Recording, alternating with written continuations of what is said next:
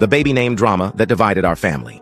My husband and I welcomed our first child a week ago and named her Wren, a name neither family loved, but they stayed quiet. A couple of days later, my parents opened up.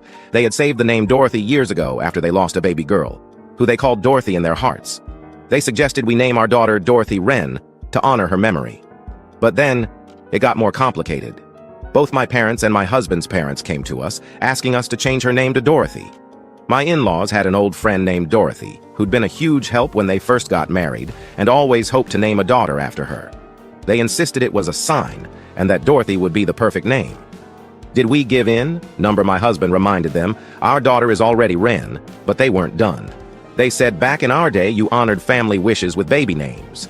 My husband argued with his parents, saying they'd cut ties with their families years ago. Still, they pushed. My parents called me hurtful for not considering Dorothy. So, am I wrong for sticking with Wren?